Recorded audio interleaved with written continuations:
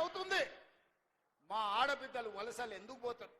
ఇయాలటి కూడా కొత్తకోట దగ్గరనో దేవరకద్ర దగ్గరనో పెద్దమందడి దగ్గరనో జంటలుగా మేస్త్రీల దగ్గర గుంపు మేస్త్రీల దగ్గర పైసలు తీసుకొని పిల్లల్ని ఇంటి దగ్గర వదిలి వలస పోతుంటే మా కష్టం గురించి ఎన్నడైనా ఆలోచన చేసినవా చంద్రశేఖరరావు అని నేను అడుగుతున్నా.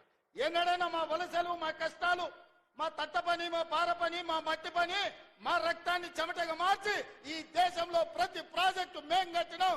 బాక్రానంగల్ నుంచి నాగార్జున సాగర్ వరకు, శ్రీశైలం నుంచి శ్రీరామ్ సాగర్ వరకు మా చెమట లేకుండా, మా రక్తం దార బొయ్యకుండా కట్టిన ప్రాజెక్ట్ ఏదైనా ఉందా అని చంద్రశేఖరరావు నేను అడుగుతున్నా.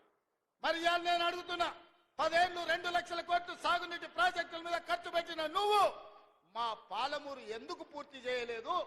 మా కల్వకుర్తిని ఎందుకు పడావు పెట్టినవు? మా భీమా, నెట్టెంపాడు, కోయిల్ సాగర్, మా సంపద కొట్లాడిన తుమ్మిళ్ళ ప్రాజెక్ట్ ఎక్కడికి పోయింది? ఆర్డిఎస్ ప్రాజెక్టు ఎందుకు ఎండిపోయిందని నేను అడుగుతున్నా. ఇవాళ మా ప్రాజెక్టులు నువ్వు ఎండబెట్టబట్టి, ఆనాడు నువ్వు ఎస్ఎల్బీసీ మేము మొదలుపెట్టి 32 కిలోమీటర్లు పూర్తి చేస్తే 10 కిలోమీటర్లలో 2 కిలోమీటర్లు వేసి పడావు పెట్టే 10 ఏళ్ళు పడావున్న ఎస్ఎల్బీసీ పనులు ఆగిపోవడం వల్ల ఇవాళ కుప్పగూలి 8 మంది ప్రాణాలు పోయినాయి.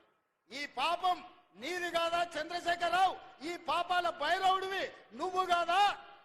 మా ప్రాణాలను, మా ఆస్తులను కొల్లగొట్టి ఇవాళ రాయలసీమకు నీళ్లు తరలించకపోతుంటే గుడ్లు అప్పగించి చూస్తున్నావు కదా. రాయలసీమకు నీళ్లు తరలించడానికి కారణం నువ్వు కాదా? ఆనాడు రాజశేఖర రెడ్డి ఉన్నప్పుడు పోతిరెడ్డిపాడు పొక్క పెద్ద చేసి నువ్వు మంత్రిగా ఉన్నప్పుడు తండ్రి నీళ్లు తీసుకుపోయాడు. ఇవాళ కొడుకు ముఖ్యమంత్రి అయినాక ప్రగతి భవన్ లో పిలిచి పంచపక్ష ప్రమాణాలు పెట్టి రాయలసీమ ఎత్తిపోతల పథకానికి పునాదులేసింది నువ్వు కాదా? ఆలోచన, కర్త, కర్మ, క్రియ, రాయలసీమ లిఫ్ట్ చంద్రశేఖరరావు వేసిన పునాది రాయి. అంతెందుకు మిత్రులారా, నేను గుర్తు చేయదలుచుకుని ఇక్కడున్న మా యువకులకు, రాయలసీమ పోయిండు, రోజమ్మ ఇంటికి పోయిండు, రొయ్యల పులుసు తిన్నాడు. ఏమన్నాడయ్యా? రొయ్యల పులుసు తిని రాయలసీమను రతనాల సీమ చేస్తాన్న సన్నాసోడేవాడని నేను అడుగుతున్నా. రోజమ్మ పెట్టిన రొయ్యల పులుసు తింటేనే రాయలసీమను రతనాల సీమ చేయాలన్న చంద్రశేఖరరావు మా పాలమూరు, వరంగల్, కరీంనగర్ నుంచి వలస వచ్చిన నిన్ను హక్కున పెట్టుకొని గుండెల్లో పెట్టుకొని భుజాల మీద మోసి పార్లమెంటు సభ్యుడిగా ఢిల్లీకి పంపిస్తే ఇవాళ తెలంగాణ రాష్ట్రానికి ముఖ్యమంత్రి అయినావు. మరి మాకు ఎంత చేయాలో నువ్వు?